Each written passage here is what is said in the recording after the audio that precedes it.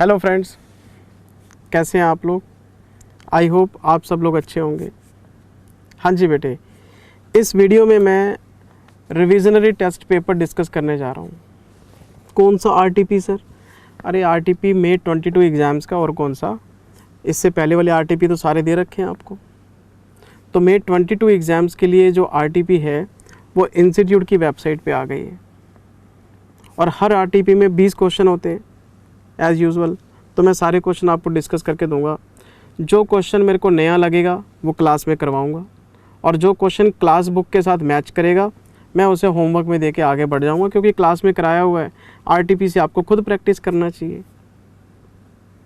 जब क्लास में अगर कोई चीज़ हमने कर रखी है और cut copy paste ditto question आपको आरटीपी में दिया हुआ है फिगर्स बदल के, तो वो आपको खुद प्रैक्टिस करना चाहिए। मैं आपको क्लास बुक का क्वेश्चन नंबर बता दूंगा, उसकी रेफरेंस लेके आप उसको सॉल्व कर सकते हैं।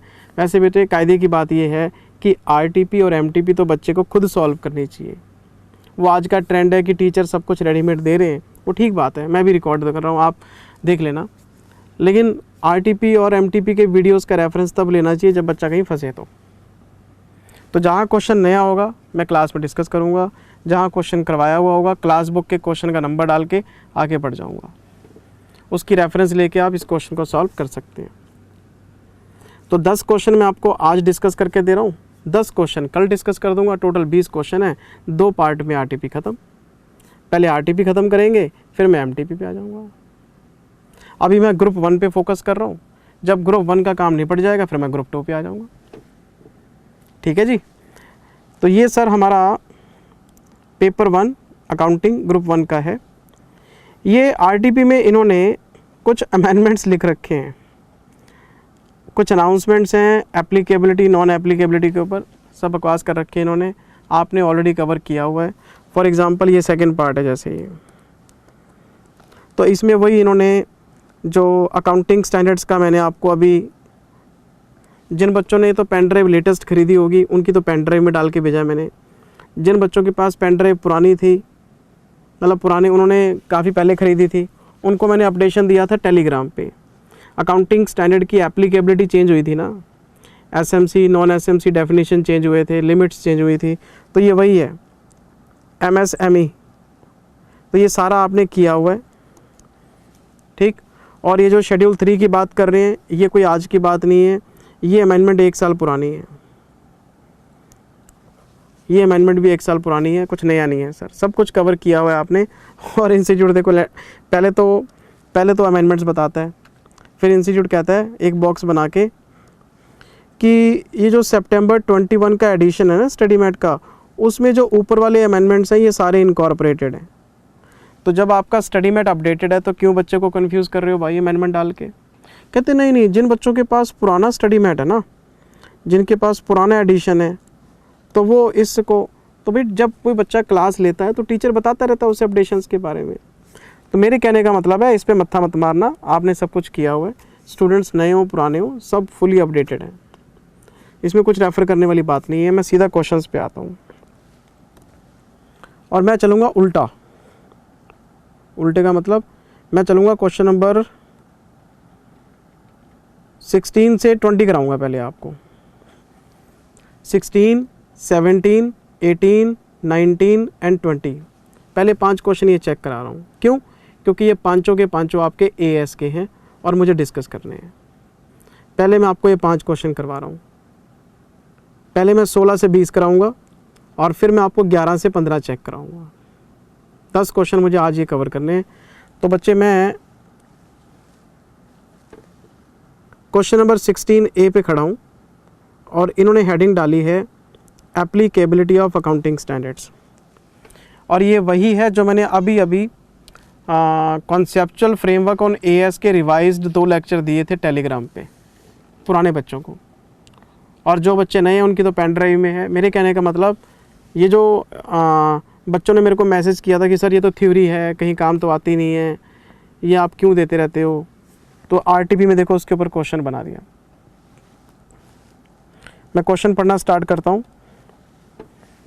किसी बच्चे को क्वेश्चन पढ़ने के लिए टाइम चाहिए, किसी भी बच्चे को क्वेश्चन पढ़ने के लिए टाइम चाहिए, प्लीज़ मुझे पॉज कर ले। क्वेश्चन पढ़ ले और फिर इसको रिज्यूम कर ले, तो मैं मान के चलूँगा कि जिस बच्चे को क्वेश्चन पढ़ने के लिए टाइम चाहिए होगा वो मुझे पॉज कर चुका है, क्वेश्चन पढ़ चुका है और फिर उसने मेरे को रिज्यूम किया है। ये कौन सा लाइव क्लास है कि टीचर आगे भाग रहा है, बच्चा पीछे पीछे पीछे उसको कवर अप कर रहा है। फेस टू फेस क्लास है, टीचर बोले जा रहा है, बच्चे को समझ ही नहीं आ रहा। सर मालिक हो आप, वीडियो क्लासेस का यही तो फ़ायदा है ना, टेक्नोलॉजी का बेनिफिट लेना चाहिए। 16A पार्ट क्या कहता है जी क्वेश्चन, एक कंपनी है जी with a turnover of 225 crore. अगर ये कंपनी की बात कर रहे हैं तो SMC non SMC, SMC non SMC दो कैटेगरीज थी। और जब हम बात करते हैं सेल्स की और लोन्स की तो आपको पता है ये जो रिवाइज्ड एप्लीकेबिलिटी आई थी इसमें सेल की जो लिमिट है उसमें साफ साफ बोला हुआ है कि अगर किसी कंपनी की सेल एक्सीडिंग 250 करोड़ है तो वो एक बड़ी कंपनी है, और अगर 250 करोड़ से एक्सीड नहीं करता तो वो एक छोटी और मध्यम वर्गीय कंपनी है, एसएमसी मानेंगे उसे हम। अगर किसी कंपनी के पास एक्सीडिंग 50 करोड़ लोन है तो बड़ी कंपनी है, और अगर 50 करोड़ तक के लोन है तो वो एक छोटी कंपनी है। तो सेल की लिमिट 250 करोड़ और लोन की लिमिट 50 करोड़ है, तो साफ साफ कह रहा है जी कंपनी की टर्नओवर 225 करोड़ है। अगर 225 करोड़ है तो ये एक्सीडिंग 250 करोड़ नहीं है, तो ये कंडीशन तो फेल हो गई। इसके बेसिस पे आप कह सकते हैं कि ये एक एसएमसी है, लेकिन कंडीशन और भी चेक करनी पड़ेगी। Borings of 51 crore during the year March 21, लो कर लो बात। सेल की कंडीशन पिट गई लेकिन लोन की कंडीशन आपके पास हो गई, लोन आपके 50 करोड़ से ज़्यादा हैं, तो हम इसको कौन सी कंपनी मानने वाले हैं, नॉन एसएमसी। और जैसे ही आपने इसको नॉन एसएमसी माना, कोई भी एग्जम्पशन चाहे वो फुल हो चाहे पार्शियल हो नहीं मिलेगी। अकाउंटिंग स्टैंडर्ड के एप्लीकेशन से जो एग्जम्पशन मिलती है फुल और partial, AS3 AS17 full exemption होते हैं, पार्शियल में काफ़ी सारे होते हैं। फुल और पार्शियल एग्जम्पशन उन्हीं कंपनीज़ को मिलती है जो छोटी कंपनियां होती हैं। तो ये तो बड़ी कंपनी है, इनको सारे AS लगाने पड़ेंगे without any relaxation, without any exemption. अब क्वेश्चन आगे क्या कहता है जी, wants to avail the exemptions available in the adoption of accounting standards applicable to companies for the year March 21। कहते हैं ये एग्जम्पशन अवेल करना चाहते हैं, ये तो करना चाहते हैं, रूल अलाउ नहीं करते भैया, नॉन एसएमसी है, लोन 50 करोड़ से ज़्यादा है, कोई एग्जम्पशन नहीं मिलने वाली इनको। कहते हैं advise the management on the exemptions that are available as per the company's accounting standard rules 21। 2021 में जो रूल्स आए हैं उसके हिसाब से बताओ। तो पेपर में क्या लिखना आपने, पेपर में आपने सिर्फ पहले डेफिनेशन लिखनी है। मैं कई बार क्लास में बोल चुका हूँ, मैं फिर बोल रहा हूँ, किसी भी थ्योरेटिकल क्वेश्चन का अगर आपने आंसर करना हो बेटे 3 पैराग्राफ्स बनते हैं। फर्स्ट पैराग्राफ आप रूल एक्सप्लेन करो कि AS में या रूल्स में क्या लिखा हुआ है। फर्स्ट पैराग्राफ में रूल एक्सप्लेन करो, सेकेंड पैराग्राफ में सिचुएशन एक्सप्लेन करो, थर्ड पार्ट में कंक्लूजन लिखो और कंक्लूजन को अंडरलाइन करके आओ ताकि वो हाईलाइट हो जाए। अब जैसे इस क्वेश्चन का आंसर मुझे प्रेजेंट करना है तो मैं पेपर में लिख के आऊँगा as per AS rules 2021 the meaning of SMC and non SMCs are as follows. The classification of SMCs and non SMCs should be made as follows. आपको वो डेफिनेशंस बतानी है, तो सबसे पहले लिखेंगे मीनिंग ऑफ SMC, फिर हम लिखेंगे meaning of non SMC। Meaning बता दिया, वो कंडीशन बता दी, भी लिस्टेड होना चाहिए, इन द प्रोसेस ऑफ होना चाहिए, अच्छा bank, financial institution, insurance company, वो पूरी जो कहानी हमने लिखी थी, मीनिंग लिख दिए। अब आएंगे सेकेंड पैराग्राफ में, in the given case the company's turnover is not exceeding 250 crore but loans are exceeding 50 crore, loans are exceeding than 50 crores. So on the basis of condition of borrowings, it should be classified as a non-SMC, due to which there will be no relaxation, no exemption can be availed by the company and all these statements are fully applicable। बस खत्म हो गई बात। और अगर आप इसका presentation RTP में देखते हो, मैं आपको आंसर चेक कराता हूँ बेटे, कोई चक्कर ही नहीं है इसमें। ये देखो आप, ये इसका 16th का ए पार्ट है। इन्होंने पहले एसएमसी नॉन एसएमसी की डेफिनेशन बताई, आपकी कॉपी में सारे पॉइंट्स लिखे हुए हैं, वो कट कॉपी पे चिपका देना और फिर आपने लिख देना यहाँ पे, since the company's turnover 225 crore which does not exceed 250 crore but borrowings of 50 crores are more than 50 crores, it's not a small company and exemptions are not available to this company। exemptions नहीं मिलेंगे क्योंकि ये स्मॉल कंपनी है ही नहीं, loan ज़्यादा हैं। ये question आया बेटे, कहाँ से उठा के कौन सा क्वेश्चन बना देते हैं पता नहीं। अच्छा, इसका बी पार्ट चेक करते हैं ज़रा। An organisation whose objects are charitable or religious believes that the accounting standards are not applicable to it since only a very small proportion of its activities are business in nature। comment।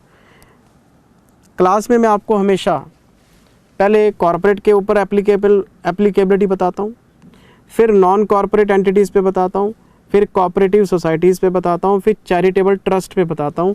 ये charitable trust पे आ गया और मैं charitable trust पे कहानी सुनाता हूँ आपकी, सेवा सदन वाली, है ना, और उसका 5 स्टार होटल से हम कंपैरिजन करते हैं।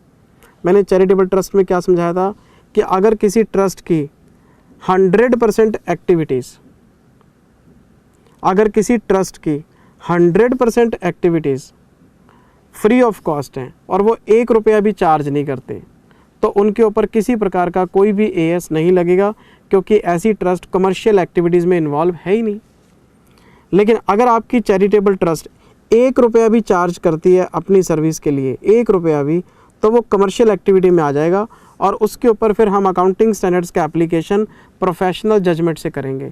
फिर सीएस आप डिसाइड करेंगे कि कौन कौन से एएस इसके ऊपर लगेंगे। ये पूरी कहानी मैं आपको समझाता हूँ। तो अब आपको इसका आंसर पेपर में कैसे फ्रेम करना है, आपको सिंपली ये लिखना है कि as per the AS rules accounting the application of accounting standards is exempted only if there is no commercial activity involved in the entity, no commercial activity is conducted by the entity, if all the services are free, so there will be no application of any AS। but in case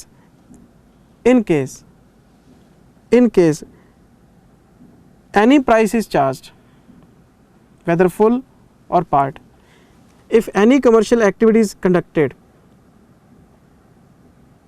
the application of accounting standard will be made on the basis of professional judgment। Rule लिख दिया। in the given case a proportion of, ये लिखा हुआ है, a very small proportion, a proportion of, even if it is very small, a proportion of activities is commercial in nature due to which application of accounting standards on this trust cannot be avoided। बस खत्म, इतनी सी बात लिखनी है। और अगर आप इसका आंसर मैं आपको चेक कराऊं, ये देखो,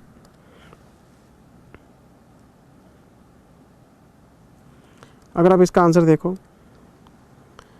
accounting standards apply in respect of any enterprise engaged in the commercial, industrial और बिजनेस एक्टिविटीज़। मतलब प्रॉफिट मेकिंग अगर है, अगर हम कोई भी कमर्शियल एक्टिविटी कंडक्ट करेंगे तो पीछे प्रॉफिट मोटिव है हमारा। अगर पब्लिक सर्विस, आपको कोऑपरेटिव सोसाइटी में भी तो बताता हूँ कि अगर आपने कोई cooperative society resident welfare association के लिए बना रखी है तो उसके ऊपर एएस नहीं लगते, और अगर आपने अमूल की तरह कोई मिल्क सोसाइटी बना रखी है उसके ऊपर लगते हैं। तो ऑब्जेक्टिव प्रॉफिट मेकिंग नहीं होना चाहिए आपका। कमर्शियल एक्टिविटीज़ का मतलब प्रॉफिट कमा रहे हो भैया, एएस लगेंगे। वेदर और not profit oriented and even if established for charitable और रिलीजियस पर्पस, कोई भी पर्पस आपका, कमर्शियल एक्टिविटी करोगे एएस लगेंगे। अच्छा जी, आगे, accounting standards however do not apply to the enterprises solely, solely का मतलब 100%, carrying on the activities which are not commercial, industrial और बिजनेस नेचर, तभी आप इनको माफ कर सकते हैं। उसके बाद ये लिखा हुआ है जिन्होंने, even if a very small proportion of activities of an enterprise were considered to be commercial, the application of accounting standards would be made. लो जी, सिंपल आंसर है बिल्कुल। मतलब इन्होंने conceptual framework for accounting standards में से 2 question बना दिए। हम कई बार सोचते हैं क्यों पढ़ा रहे हैं सर, टाइम वेस्ट कर रहे हैं, थ्योरी पढ़ाते रहते हैं। देख लो आपके सामने है। मैं नहीं चाहता कि पेपर में ऐसे क्वेश्चन आए, मैं तो चाहता हूँ कि प्रैक्टिकल पेपर ही आए और बच्चे पूरे नंबर लेके आए। ये हमारा जी क्वेश्चन नंबर 16 था। अच्छा,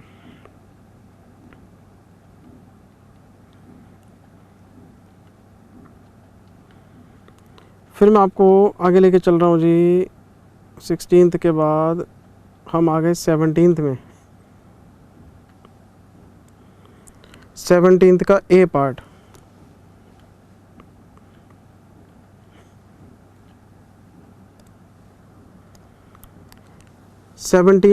अच्छा, AS2 वैल्यूएशन ऑफ इन्वेंटरीज। इसमें बहुत सारे क्वेश्चंस की प्रैक्टिस की हुई है हमने। मुझे नहीं लगता कि इस क्वेश्चन की अंडरस्टैंडिंग में कोई दिक्कत आनी चाहिए आपको। मैं क्वेश्चन नंबर 17 का ए पार्ट स्टार्ट कर रहा हूँ बेटे।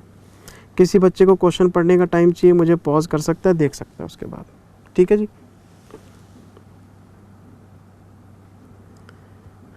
इन valuation of cost of inventories. अच्छा, कॉस्ट ऑफ इन्वेंटरीज निकालते वक्त it is appropriate to exclude certain costs and recognize them as expenses in the period in which they are incurred. Provide the examples of such cost. लो कर लो बात। मैं सोच रहा था practical आएगा, थ्योरी पूछ ली। कहते AS2 में साफ साफ बताया हुआ है कि कॉस्ट में क्या आएगा और कॉस्ट में क्या नहीं आएगा, कॉस्ट में क्या इंक्लूड करना है और कॉस्ट में क्या एक्सक्लूड करना है। तो आप हमें ये बताओ क्या एक्सक्लूड करना है। हमने लिखा हुआ है कॉपी में, आपकी कॉपी में नोट्स में लिखा हुआ है कि कॉस्ट में क्या क्या नहीं आएगा। तो मैं उसमें सबसे पहले लिखवाता हूँ एडमिनिस्ट्रेशन ओवरहेड्स नहीं आएंगे। क्या आएगा? डायरेक्ट मटेरियल आएगा, डायरेक्ट वेजेस आएंगे और आपके फिक्स्ड ओवरहेड्स आएंगे, सॉरी फैक्ट्री ओवरहेड्स आएंगे। फैक्ट्री ओवरहेड्स आएंगे, चाहे वो फिक्स्ड हो चाहे वेरिएबल हो, बस इतनी बात। क्या नहीं आएगा?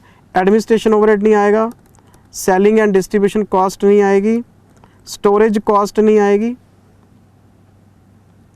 माल बना लिया और वेयर हाउस में पड़ा है, वेयर हाउस का रेंट नहीं लेते हम।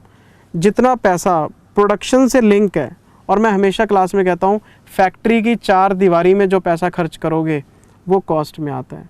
अब गुड्स बना लिए, गुड्स बना के आपने वेयर हाउस में भेज दिए। अच्छा, फैक्ट्री लगा रखी है आपने बहादुरगढ़ में, शोरूम खोल रखा आपने लक्ष्मी नगर में, है ना। तो लक्ष्मी नगर में माल सप्लाई करने के लिए वेयर हाउस तो आपको बनाना ही पड़ेगा। तो वेयर हाउस को इंडस्ट्रियल एरिया में थोड़ा ना बनाएंगे, शोरूम के आसपास ही बनाएंगे। वेयर हाउस का रेंट प्रोडक्शन से लिंक नहीं करता। और फिर मैं आपको हमेशा बताता हूँ एबनॉर्मल लॉसेस नहीं आते कभी भी। आपकी कॉपी में सारे लिखे हुए हैं, एबनॉर्मल लॉसेस नहीं आते, क्योंकि एबनॉर्मल लॉसेस आपके P&L में जाते हैं। 5वां, इंटरेस्ट एक्सपेंस नहीं आता। इंटरेस्ट एक्सपेंस कॉस्ट में आ सकता है subject to the fulfilment of condition specified in AS 16। अगर आपकी इन्वेंट्री क्वालिफाइंग एसेट है तो आप उसमें ब्याज कैपिटलाइज कर सकते हो। नॉर्मली आपको ब्याज कैपिटलाइज करने की परमिशन नहीं होती। तो ये वो एग्जांपल्स हैं जो एक्सक्लूजन्स की लिस्ट में आते हैं कि इन्वेंट्री की कॉस्ट में क्या क्या नहीं आता। ये सारी चीज़ें नहीं आती सर, बस लिस्ट बना के देनी है आपको। अच्छा, दिखाऊं इसका आंसर आपको? इसका आंसर चेक कराता हूँ आपको, आओ।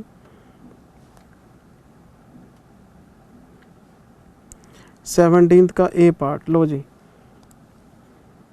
ये लिस्ट बना रखी है इन्होंने, ये सब आपकी कॉपी में लिखे हुए हैं।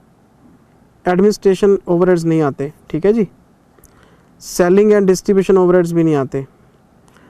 अच्छा, क्योंकि ये कंट्रीब्यूट नहीं करते उनको प्रेजेंट लोकेशन और प्रेजेंट कंडीशन में, मतलब प्रोडक्शन से रिलेटेड नहीं होते। और क्या नहीं आता? एबनॉर्मल लॉसेस नहीं आते जी। और क्या नहीं आता? स्टोरेज कॉस्ट नहीं आती जी। स्टोरेज कॉस्ट आप ले सकते हो कौन सी, जो आपकी फैक्ट्री में वेयर हाउस बना हुआ है और आपके प्रोडक्शन प्रोसेस के लिए ज़रूरी है। अब मान लो एक कंपनी लीकर बनाती है, लीकर को काफ़ी टाइम तक स्टोर करना पड़ता है, 8 साल 10 साल 12 साल, तो वो तो स्टोरेज कॉस्ट प्रोडक्शन से लिंक होगी, उसकी बात नहीं हो रही यहाँ पे माल बनने के बाद वाली स्टोरेज कॉस्ट की एक्सक्लूजन की बात हो रही है। ये सारी बातें क्लास में डिस्कस की हुई है बेटे, मैं कुछ नई बात नहीं बता रहा। एएस के क्वेश्चन तो मैं इसलिए करा रहा हूँ, नंबर तो मैं ये भी क्लास का बता देता आपको कि चलो रिवाइज हो जाएगा आपका। एएस के क्वेश्चन तो रिवाइज कर लो, क्योंकि कंपलसरी क्वेश्चन आना है इसमें से। पहला क्वेश्चन कंपलसरी 20 नंबर का और एएस में से आना है, इसलिए करवा रहा हूँ कि क्या पता कोई क्वेश्चन रिपीट हो जाए, इसी बहाने आप कराओ वहाँ पे। ये आ गया जी बी पार्ट। क्या है जी बी पार्ट में, देखते हैं। On the basis of information given below find the value of inventory,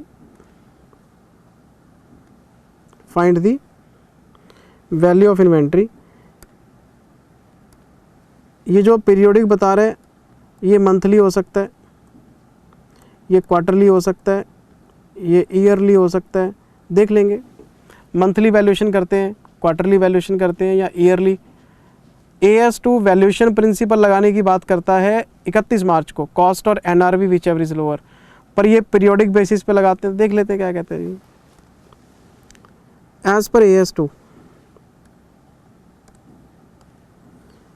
find the value of inventory as per AS2 to be considered while preparing balance sheet. 31 March वाली periodic assessment बता रहे हैं जी, balance sheet की बात कर रहे हैं तो 31 मार्च को कॉस्ट और NRV which ever is lower, और कोई पीरियोडिक असेसमेंट नहीं हो रही इसमें, ना मंथली हो रही है, ना क्वार्टरली हो रही है, ना ईयरली बात हो रही है इसमें।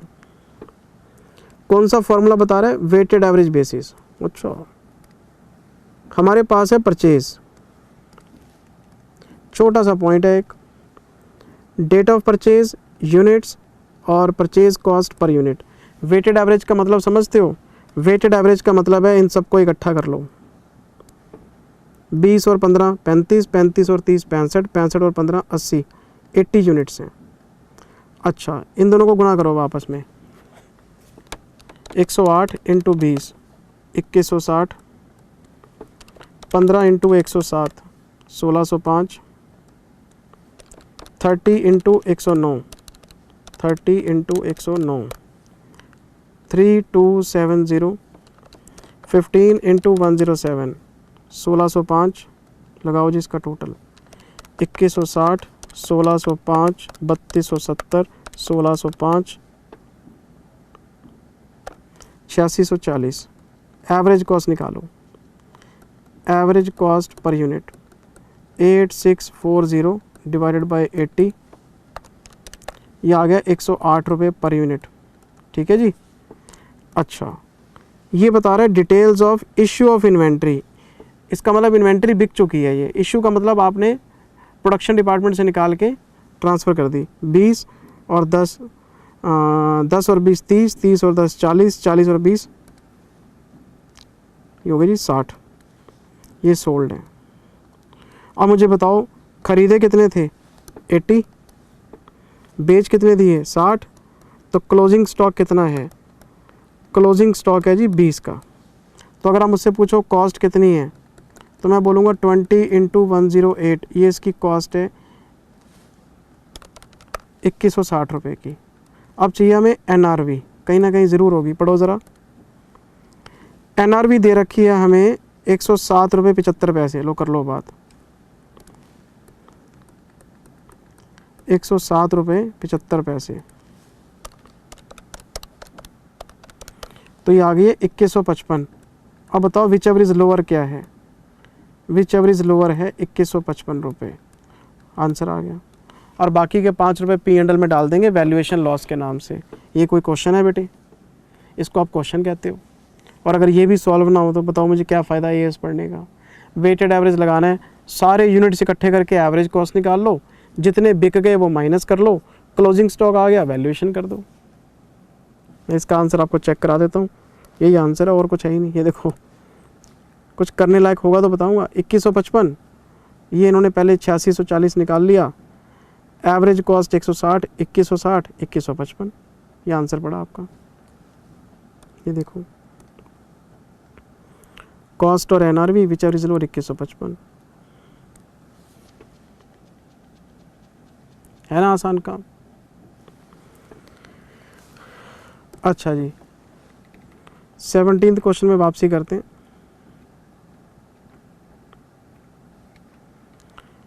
17वें क्वेश्चन में बेटे वापसी करते हैं। 17वें क्वेश्चन का ए पार्ट एक्सक्लूजन पे था, बी पार्ट वेटेड एवरेज पे था, एक सी पार्ट भी है जी हमारे पास। ये देखो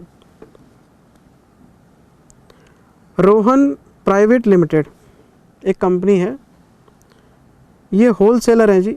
किस चीज़ के होलसेलर हैं? एग्रीकल्चरल प्रोडक्ट्स के। बहुत बढ़िया, एग्रीकल्चरल प्रोडक्ट्स के होलसेलर हैं। Has valued the inventory on NRV on the ground that AS2 does not apply to the inventory of agricultural products. Company कहती है जी अकाउंटिंग स्टैंडर्ड 2 के स्कोप में लिखा हुआ है, खोलो कॉपी, स्कोप में लिखा है कि AS2 में क्या क्या नहीं आता। खोलो कॉपी, आपकी कॉपी में लिखा हुआ है, उसमें मैंने लिखवाया था कि एग्रीकल्चरल एक्टिविटीज़ नहीं आती। पर यहाँ पे एग्रीकल्चरल एक्टिविटीज़ हो कहाँ रही हैं? एग्रीकल्चरल एक्टिविटीज़ तो फार्मर कंडक्ट करता है। किसान ने फसल उगाई अपने फार्म में, अपने खेतों में, उसके ऊपर AS2 नहीं लगता। उसने फसल काट के मंडी में बेच दी, तो जो मंडी में उस फसल को खरीदेगा उसके लिए तो इन्वेंट्री बन गई। तो हमने फार्मर की बात की थी, हमने एग्रीकल्चर की बात की थी, लेकिन ये तो होलसेलर है और ये तो एग्रीकल्चर प्रोडक्ट्स को, इसके लिए तो इन्वेंट्री है भाई। जो लोग एग्रीकल्चरल एक्टिविटीज़ में डायरेक्टली इन्वॉल्व हैं उनके ऊपर AS2 नहीं लगता। मेरी बात समझ रहे हैं आप? तो ये तो होलसेलर बंदा है, ये तो किसानों से माल खरीद के अपने गोडाउन में रख लेता है, तो इसके ऊपर AS2 लगेगा क्योंकि इसके लिए इन्वेंट्री है और ये कॉस्ट और NRV which ever is lower को फॉलो करेगा। आप पेपर में क्या लिखोगे? The provisions of AS2 do not apply on agricultural activities which are conducted by the farmers. In the given case, company is not a farmer, company is a trader which is buying goods from farmers, and these goods should be considered as an inventory for the company and it should be valued as per AS2 at cost or NRV which is lower. So valuation policy is not correct of the company. Company क्या करती है? सीधा NRV लगा रही है, गलत है भाई। इसका आंसर आपको चेक करो, देखो कैसे कैसे क्वेश्चन बनाते हैं, बारीकी में से क्वेश्चन निकाल रहे हैं। 17वें का A, B और फिर C, देखो आप AS2 does not apply to the producers of the agricultural products, farmer पे नहीं लगता, but applies to the traders.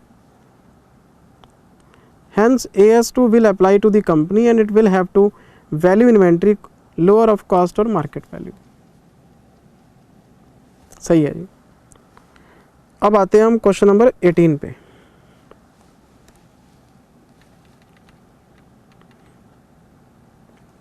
Question number 18 पे आते हैं जी। 16वां हो गया जी, 17वां हो गया, 18वां। ये है अकाउंटिंग स्टैंडर्ड 10 PPE पे, property plant equipment. 18th question A part, कोई बात नहीं sir. A limited has incurred the following costs. Calculate if the following cost can be added to the invoice price and included in the initial recognition of the cost. अरे यार आपको ये बताना है कि ये जो लिस्ट बनी हुई है नीचे, इसमें से कौन कौन से आइटम कॉस्ट में आएंगे और कौन कौन से आइटम कॉस्ट में ना आके P&L में जाएंगे। अगर कोई भी आइटम को आप कॉस्ट मानते हैं तो PPE की कॉस्ट में आ जाएगा, नहीं मानते तो P&L में डाल देंगे हम। तो लिस्ट को चेक कर लेते हैं, आओ। सबसे पहले है इंपोर्ट ड्यूटी पेड, ये तो कॉस्ट में आएगा। फिर है जी शिपिंग कॉस्ट, ट्रांसपोर्टेशन कॉस्ट है, ये भी आएगा। इंश्योरेंस फॉर शिपिंग, ये भी आएगा। इनॉग्रेशन कॉस्ट ये नहीं आएगी। आपने फैक्ट्री बना ली, ठीक है जी, फैक्ट्री का मुहूर्त रख लिया, लोगों को बुला के आप चाय पानी पिला रहे हो, तो ये पीपी की कॉस्ट में थोड़ा ना आएगा। चाय पानी AS 10 में सारे एग्जांपल बताए हुए हैं आपको कि क्या क्या नहीं आएगा। आप कोई प्रमोशनल एक्टिविटी नहीं आएगी, कोई सेल्स प्रमोशन नहीं आएगा, कोई इनॉग्रेशन एक्टिविटी नहीं आएगी। तो आपने एक फैक्ट्री तैयार की, रिश्तेदारों को बुला के चाय पानी रख लिया आपने, वो थोड़ा ना कॉस्ट में आती हैं। फैक्ट्री बनाने में जो पैसे लगेंगे वो आप कॉस्ट में ले सकते हो। अच्छा, फिर इसके बाद है professional fees charged for installation process, ये आएगा। एडवर्टाइजिंग ये नहीं आएगा। एडमिनिस्ट्रेशन ये भी नहीं आएगा। कॉस्ट ऑफ साइट प्रिपरेशन ये आएगा। तो क्या क्या नहीं आएगा, 4th, 6th और 7th, ये 3 पॉइंट नॉट अलाउड हैं। एडमिनिस्ट्रेशन, सेलिंग और आपका इनॉग्रेशन तीनों नहीं आते। साइट तैयार करने की कॉस्ट, बाकी सारे खर्चे डायरेक्ट हैं आपके। Taxes and duties, loading unloading, transportation charges, installation charges, professional fees, trial run cost, सारी चीज़ें आती हैं। बाकी सब चीज़ें 4, 6, 7 चेक कर लेते हैं RTP में। 4, 6, 7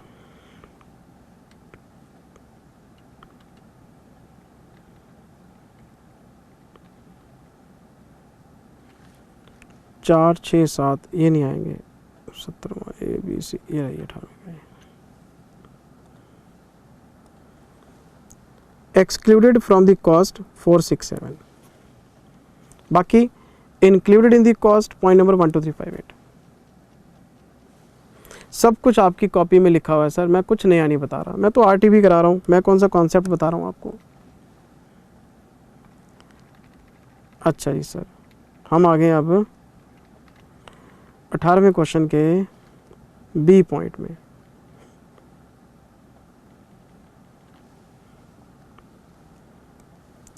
और इसका जो B पॉइंट है वो है अकाउंटिंग स्टैंडर्ड 11 फॉरेन करेंसी पे है सर। ये तो आसान काम है, इसमें क्या है देख लेते हैं। एक स्पॉट रेट लेना होता है, एक बैलेंस शीट रेट लेना होता है, एक सेटलमेंट वाला लेना होता है, डिफरेंस निकाल के P&L में डालना होता है। कुमार कंपनी ने कोई $3 लाख का लोन लिया है और वो भी 31 दिसंबर 20 को।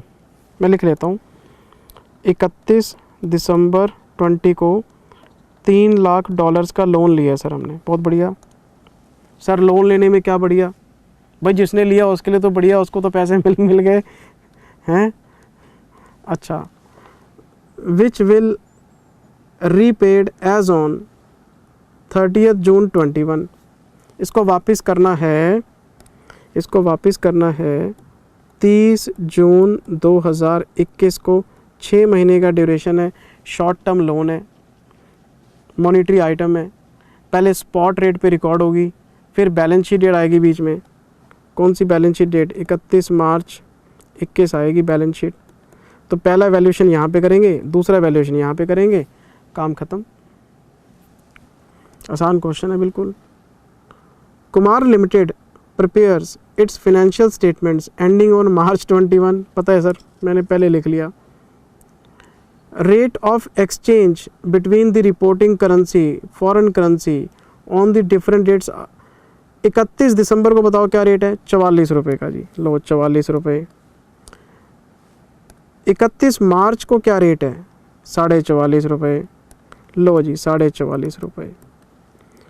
और 30 जून को क्या रेट है? लो जी 44.75।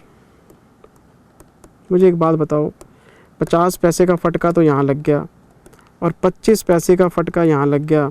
50 पैसे का मतलब समझते हो, $3 लाख हैं, तो 1.5 लाख रुपए का नुकसान तो यहाँ पे है आपका, ये लॉस है। और 75,000 रुपये का लॉस आपको यहाँ पे है। 2.25 लाख रुपए का लॉस है, क्योंकि लोन लिया था आपने 44 रुपये में, पेमेंट करते करते 44.75 हो गया। 75 पैसे का लॉस है, $3 लाख है, 2.25 लाख, 1.5 लाख मार्च तक, 75,000 उसके बाद। स्टेप बाय स्टेप अकाउंटिंग करके दिखानी है। ये तो पता नहीं ऐसे कितने एग्जाम्पल हमने क्लास में किए हुए हैं। अच्छा जी, हाँ जी बताओ क्वेश्चन आगे क्या कहते हैं। Calculate borrowings in reporting currency to be recognised in the books on above mention dates. आप हमें बताओ कि लोन को आप अबव मेंशन डेट्स पे कैसे रिकॉर्ड करोगे, और ये भी बताओ कि जनरल एंट्रीज कैसे पास करोगे। एंट्रीज पूछी हैं, दो पार्ट हैं इस क्वेश्चन के, एक तो लोन का अमाउंट पूछ रहे हैं, एक जनरल एंट्रीज पूछ रहे हैं। तो इस क्वेश्चन का पहले फर्स्ट पार्ट बनेगा। मान लो हमने फर्स्ट पार्ट बनाया, तो मैं इसमें लिखूंगा ए पार्ट में कैलकुलेशन ऑफ बोरोइंग्स। सर ये क्या लिख रहे हो, ये डॉक्टरी भाषा है बेटे, आंसर तो आरटीपी में है ही आपके पास। आप लिखोगे कैलकुलेशन।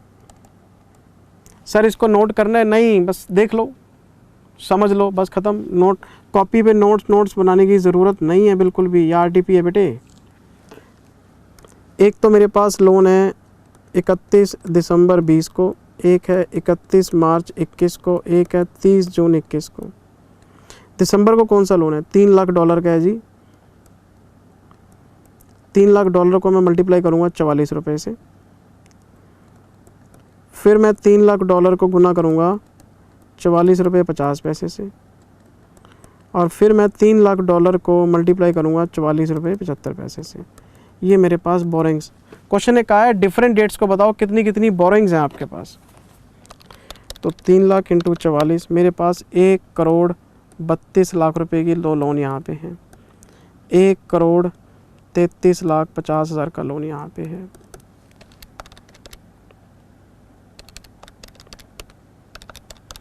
ठीक है जी। और एक मेरे पास 44.75, 1,34,25,000 का यहाँ पे है। जनरल एंट्री मांग रहे हैं, लो जी जनरल एंट्री डाल देते हैं। सबसे पहली एंट्री 31 दिसंबर 20 को डलेगी। Bank debit to foreign currency loan 1,32,00,000 रुपये।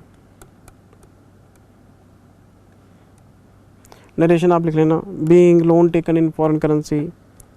फिर 31 मार्च 2021 को आ गए हम। Foreign currency, foreign exchange loss, foreign exchange loss debit 1.5 lakh रुपए to foreign currency loan 1.5 lakh रुपए। हम लिखेंगे नरेशन, आपको पता है being monetary items valued at balance sheet date at closing rate. अच्छा, P&L account debit to foreign currency exchange loss 1.5 lakh रुपए P&L में चले जाएंगे। बीइंग लॉसेज रिटर्न ऑफ, फिर 30 जून को आ जाएंगे। फिर ये दो एंट्रीज रिपीट करेंगे, फिर ये जो दो एंट्रीज हैं फिर रिपीट करेंगे, यहाँ पे 75,000 हो जाएगा। नोटिंग करने की बिल्कुल ज़रूरत नहीं है। और लास्ट में एक एंट्री वो डाल देना, loan to bank, loan debit to bank. हो गया, एंट्रीज पास हो गई। वैल्यूएशन करते रहो, लास्ट में पेमेंट कर दो। ये कोई क्वेश्चन है बेटे बताओ? ऐसे तो एग्जाम्पल किए हुए हैं हमने। अच्छा, क्वेश्चन का एक और पार्ट भी तो था।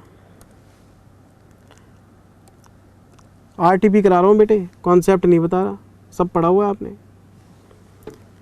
अगर हमने बोरिंग्स 28 फरवरी 21 को रीपे करनी होती तो बेटे फिर तो सेटलमेंट इन सेम ईयर हो जाता। कैसे भाई? आपका बैलेंस शीट बनती है 31 मार्च को, आपने पेमेंट कर दी 28 फरवरी को, फिर तो करंट ईयर में लोन लिया, करंट ईयर में वापस कर दिया आपने। 2 महीने का डिफरेंस है। दिसंबर में लिया था, फरवरी में चुका दिया। और उस दिन हमारा जो रेट था 44 रुपये 20 पैसे था, तो एंट्री कैसे पास होगी? तो 20 पैसे का डिफरेंस आ जाएगा। अगर हम 28 फरवरी को पेमेंट करते हैं तो foreign currency loan debit, foreign currency loan debit to bank, 1,32,00,000 रुपये का हमने लोन लिया था, लेकिन जब चुकाना पड़ा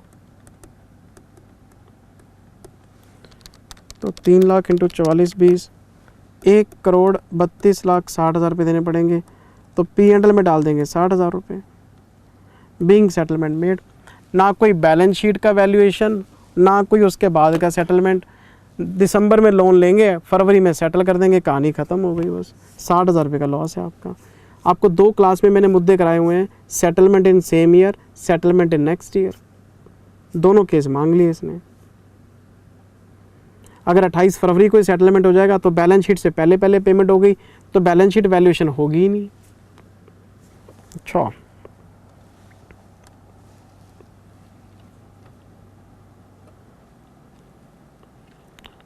ये देखो जी इसकी एंट्रीज। पहले इसने हमें लोन बताया कि 1/32 था, फिर हमारा 1/33 हो गया, 1/33/50 हो गया, उसकी जनरल एंट्रीज हो गई। पहले जी हमने लोन लिया है 1/32 का, फिर 1.5 लाख का नुकसान हो गया, फिर 75,000 का नुकसान हो गया। ठीक है जी। और वैसे एंट्रीज इसने आधी अधूरी पास की हुई हैं। बच्चा पास करके आए ना ये एंट्रीज तो पेपर में नंबर काट लेते हैं, और खुद ये नालायक ऐसे काम करते हैं, इसका कोई मतलब कोई जवाब दे ही नहीं है। बताओ, आधी अधूरी एंट्रीज बना रखी है। P&L की एंट्रीज नज़र नहीं आ रही इसमें। फिर उसके बाद क्या हुआ, ये सेकंड पार्ट जो है इसका, इसमें बस सीधी एक ही एंट्री पास होगी, 60,000 का नुकसान होगा और बैलेंस शीट वैल्यूएशन होगी नहीं। जय श्री राम, काम खत्म हो गया।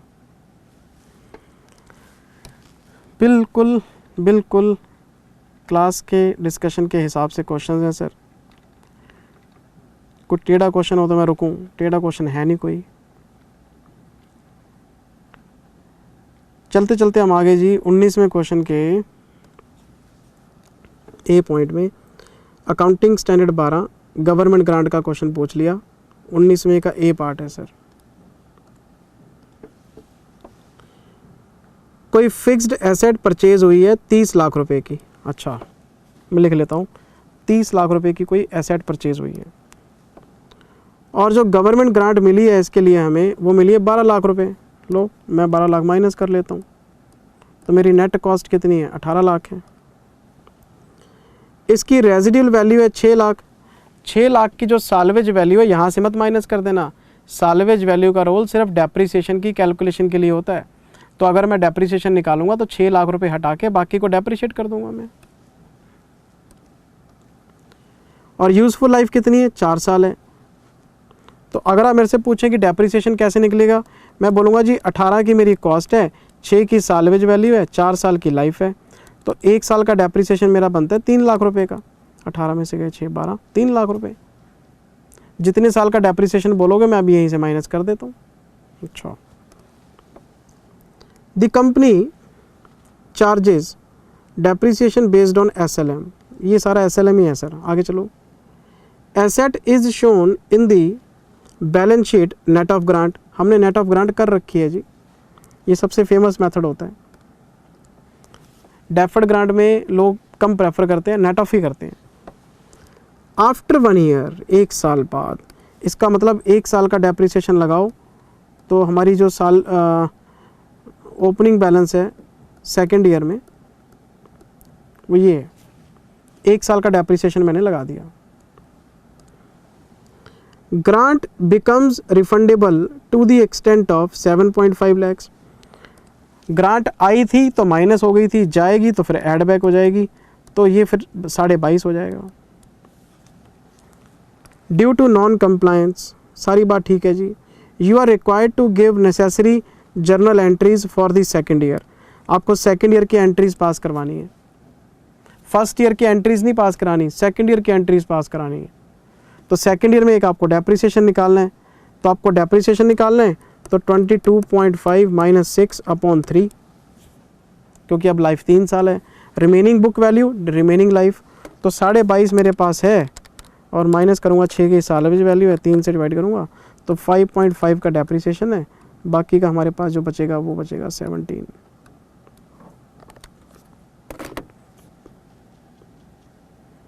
सेकेंड ईयर की आपको एंट्रीज डालनी है। लो, मैं एंट्रीज डलवा देता हूँ सेकेंड ईयर की। फर्स्ट ईयर की एंट्रीज मांगी नहीं इसने, हम एंट्री डालेंगे इसमें।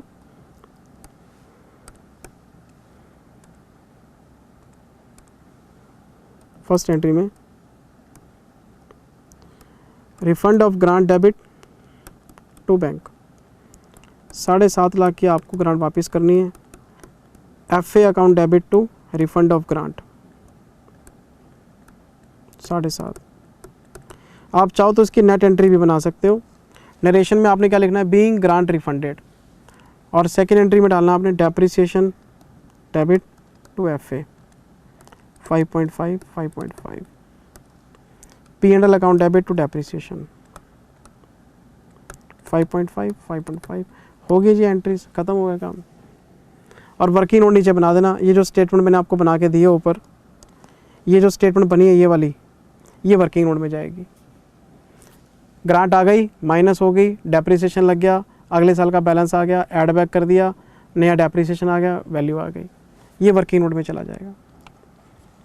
आपको आंसर दिखाऊं इसका?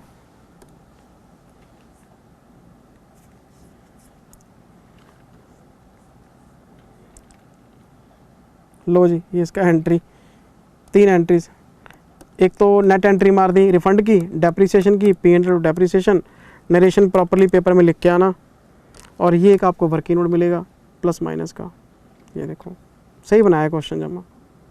30 माइनस 12 18, फिर डेप्रिसिएशन, फिर एड बैक हो गया, फिर नया डेप्रिसिएशन निकाल, और डेप्रिसिएशन की कैलकुलेशन में सालवेज वैल्यू को यहाँ माइनस किया हुआ। ठीक है, सही है।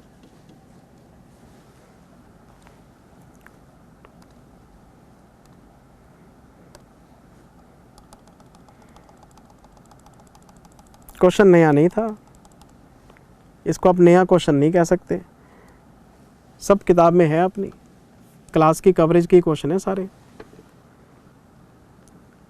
Accounting standard 13, accounting for investments. 2 तरह के इन्वेस्टमेंट्स हम बात करते हैं, short term, long term. Short term की वैल्यूएशन होती है कॉस्ट और NRV which ever is lower. वैसे आमतौर पे कुछ क्वेश्चंस में NRV पे वैल्यूएशन कर देते हैं, कुछ में मार्केट वैल्यू भी ले लेते हैं, तो रूल बन जाता है कॉस्ट और NRV, कॉस्ट और market value which ever is lower. मैं AS पढ़ता हूँ तो वहाँ NRV वर्ड है, लेकिन स्टडी मैट ने किसी किसी क्वेश्चन में मार्केट वैल्यू के बेसिस पे भी प्रिंसिपल लगाया हुआ, कॉस्ट और market value which ever is lower.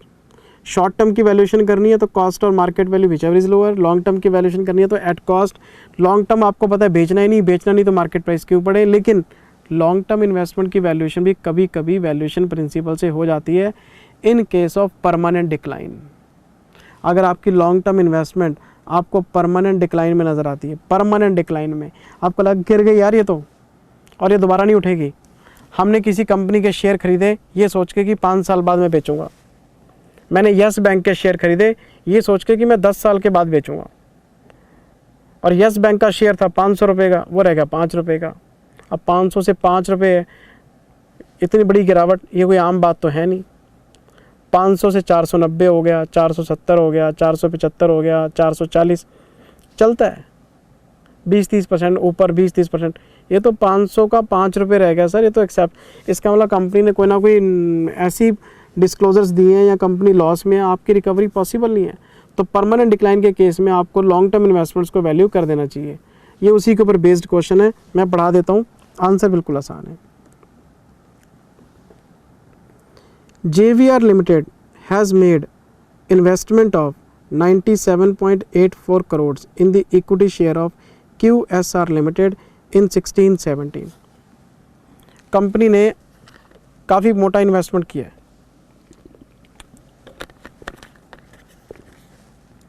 Equity shares में किया है, इस कंपनी के इक्विटी शेयर में। ठीक है, the investment has been made at par. ठीक है, कोई प्रीमियम नहीं, कोई डिस्काउंट नहीं, बहुत बढ़िया। QSR limited has been in continuous losses for the last, लगातार 2 साल से लॉस में डूबे पड़े हैं।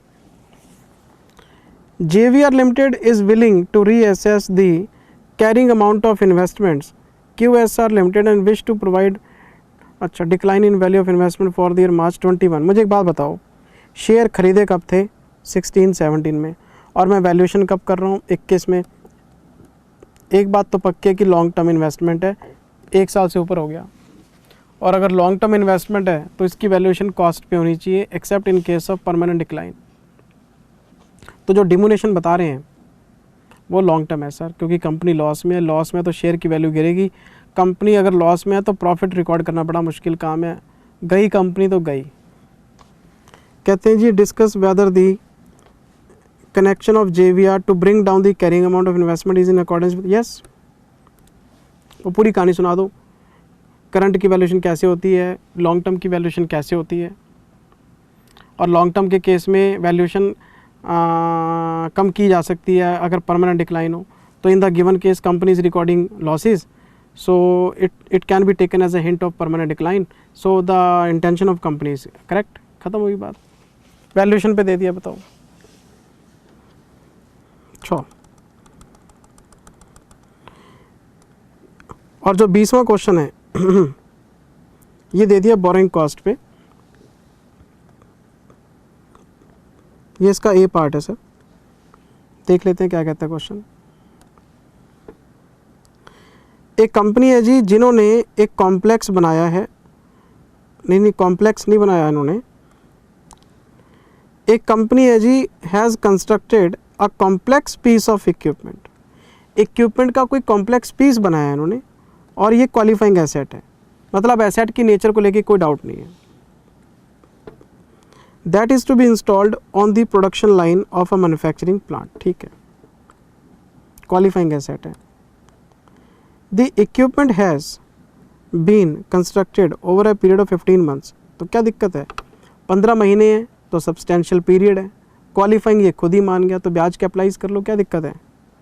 However on installation certain calibrations are required to achieve the desired level of production before it is finally commissioned.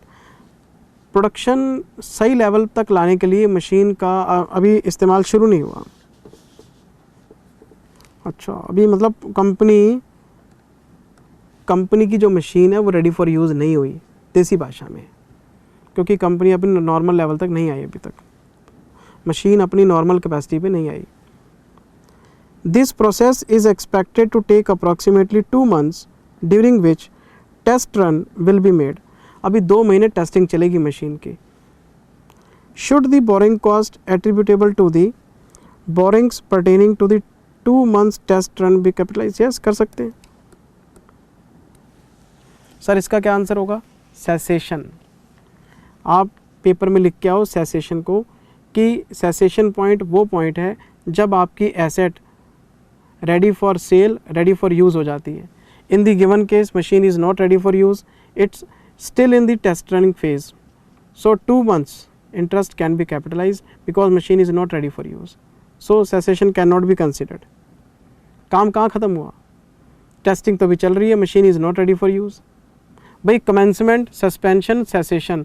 Cessation वो point है जब आपकी एक्टिविटीज़ कंप्लीट हो जाती हैं, पर अभी तो 2 महीने का जो टेस्ट रन है वो चल रहा है, मशीन आपकी रेडी फॉर यूज़ है ही नहीं.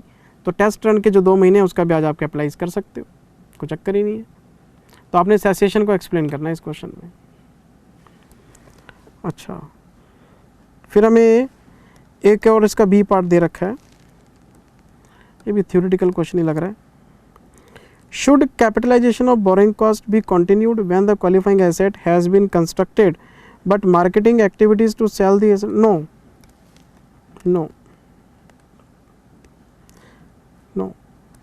कंस्ट्रक्शन का काम पूरा हो गया है, इसका मतलब नेसेसरी एक्टिविटीज़ पूरी हो गई हैं, तो सेसेशन हो गया है, ब्याज बंद कर देना चाहिए.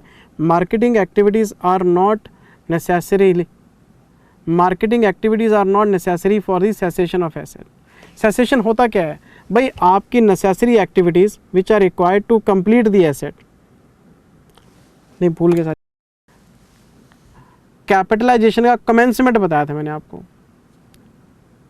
एक्सपेंडिचर होना चाहिए, इंटरेस्ट एक्चुअल होना चाहिए, necessary activities should remain in continuation which are required for completion of asset. Marketing करने का कंस्ट्रक्शन से क्या लिंक? मान लो एक डीएलएफ है, एक क्या, एक ही है डीएलएफ. एक बिल्डर है सर, बिल्डर ने एक कॉम्प्लेक्स, शॉपिंग कॉम्प्लेक्स बनाया, तो बना के तैयार कर दिया, अब उसको बेचना है, उसके लिए मार्केटिंग स्टार्ट. तो मार्केटिंग करने का आपके कंप्लीशन के साथ क्या लेने देना? AS 16 कहता है भाई आपका कॉम्प्लेक्स रेडी है, ready for use, ready for cell, बात ख़त्म हो गई. अब आप इसको बेचोगे कैसे, वो हमारा मुद्दा नहीं है. आप मार्केटिंग करोगे, आप कैसे करोगे?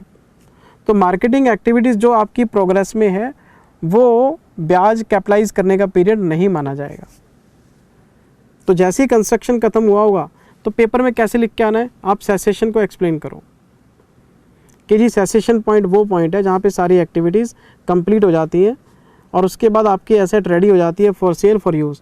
तो हमारा जो कॉम्प्लेक्स है ये रेडी फॉर सेल है और मार्केटिंग एक्टिविटीज़ इसका पार्ट नहीं है. सो जो ब्याज है वो कंस्ट्रक्शन तक ही कैपिटलाइज हो सकता है, मार्केटिंग वाला ब्याज कैपिटलाइज नहीं हो सकता। मार्केटिंग वाला ब्याज, अरे मार्केटिंग फेज में भी तो लोन चल रहा होगा, उसका ब्याज की बात हो रही है। कंफ्यूज हो जाते हो।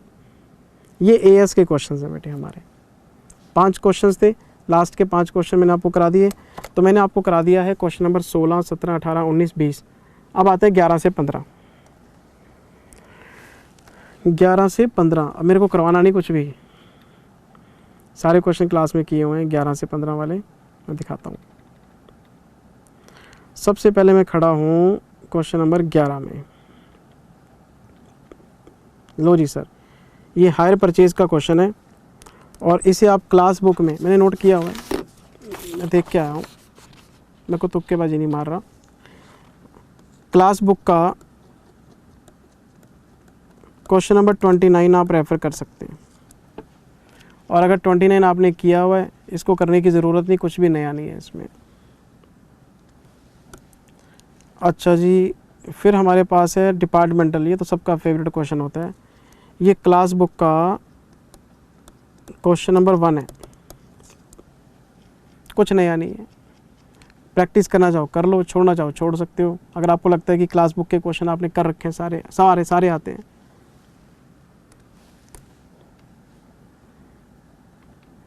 ब्रांचेस क्वेश्चन नंबर 9 है जी क्लास बुक का। और ये डिपेंडेंट ब्रांच का क्वेश्चन है, ये वही क्वेश्चन है घी और ऑयल वाला। यहाँ पे इन्होंने लिखा है चिन्ना स्वामी, उसमें था आर्नोल्ड क्वेश्चन नंबर 9 में। वही क्वेश्चन है सारा, ditto as it is, cut copy paste, कुछ नया नहीं मिलना आपको। जो हमारा 14th क्वेश्चन है, ये है सिंगल एंट्री का। ये question number 25 and question number 39, इसका उन्होंने मिक्स्ड क्वेश्चन बना दिया। क्लास बुक में 2 पॉइंट यहाँ से ले लिए, 2 पॉइंट यहाँ से ले लिए, एक हाइब्रिड सा क्वेश्चन बना दिया। इसकी आप प्रैक्टिस कर लेना। पॉइंट कोई भी आपको परेशान नहीं कर सकता, क्योंकि पॉइंट आपने सारे पढ़े हुए हैं, कोई नया पॉइंट नहीं है। लेकिन मैं चाहता हूँ कि आप इसको प्रैक्टिस कर लें, आपका फ़ायदा है इसमें। होमवर्क दे रहा हूँ आपको। और जो 15वां क्वेश्चन है, मैंने आपको एक चैप्टर दिया हुआ है, सिर्फ वीडियो दिया था मैंने, बुक में नहीं है, ये वीडियोस में है। और ये मैंने स्टडी मैट से कराया था, शायद आपको याद हो। Going concern, not going concern, कि अगर गोइंग कंसर्न अजम्पशन फेल हो जाए तो बैलेंस शीट कैसे बनती है। एक वीडियो दिया था मैंने आपको, उसमें फिर कैपिटल मेंटेनेंस वाले क्वेश्चन भी कराए थे। Physical capital maintenance, financial capital maintenance, मैं उस चैप्टर की बात कर रहा हूँ। Conceptual framework on financial statement. 2 तरह के कॉन्सेप्चुअल फ्रेमवर्क हैं आपके, एक तो एएस पे है, एक फिनेंशियल स्टेटमेंट पे। ये फिनेंशियल स्टेटमेंट वाला है। और इसमें मैंने आपको going concern, not going concern और कैपिटल मेंटेनेंस वाले पॉइंट्स कराए थे स्टडी मैट से डायरेक्टली। तो ये वही क्वेश्चन है, गोइंग कंसर्न। इसमें एक बैलेंस शीट बना के दिखानी है, एक P&L बनाना है आपने। किस बेसिस पे बनाना है? Not assuming going concern. Ditto, सारे पॉइंट्स सेम है, जितने पॉइंट्स हैं स्टडी मैट का ही क्वेश्चन है ये, और हमने क्लास में किया हुआ है। अगर आप चाहते हो कि आप इसको प्रैक्टिस करना चाहते हो, आप कर लो। मैं तो होमवर्क में दे रहा हूँ, मेरे पास तो कुछ नया है नहीं। कोई क्वेश्चन नया हो, कोई पॉइंट बताने में मज़ा आए, फिर तो मैं कराऊँ। जो चीज़ें क्लास में करवाई हुई हैं वो उठा उठा के उन्होंने आपको दे दी, तो सर वो आपको खुद प्रैक्टिस करनी चाहिए। आंसर इसके नीचे है ये आरटीपी के। मेरे को जब तक कोई नई चीज़ नहीं मिलेगी, मैं रुकूँ कैसे, मुझे बताओ आप। ठीक है जी, 10 क्वेश्चन मैंने आपको डिस्कस करके दे दिए हैं, 5 तो क्लास बुक में ही हैं। और उन 5 में से मैं आपको सिर्फ 2 होमवर्क के लिए दे रहा हूँ। एक तो आप सिंगल एंट्री का प्रैक्टिस कर लो, और एक आप इसमें ये नॉट गोइंग कंसर्न वाला ये प्रैक्टिस कर लो। तो बाकी के 3 क्वेश्चन जो डिपार्टमेंटल ब्रांच के हैं वो छोड़ो, वो तो सेम है। ये आप प्रैक्टिस कर लो दोनों क्वेश्चन। ठीक है जी, बाकी नेक्स्ट पार्ट में कराता हूँ। Thank you very much, take care, bye bye, love you all, God bless you all, bye bye. अगले वीडियो में क्वेश्चन नंबर 1 to 10 करा दूंगा आपको, आरटीपी कंप्लीट हो जाएगी। Bye bye.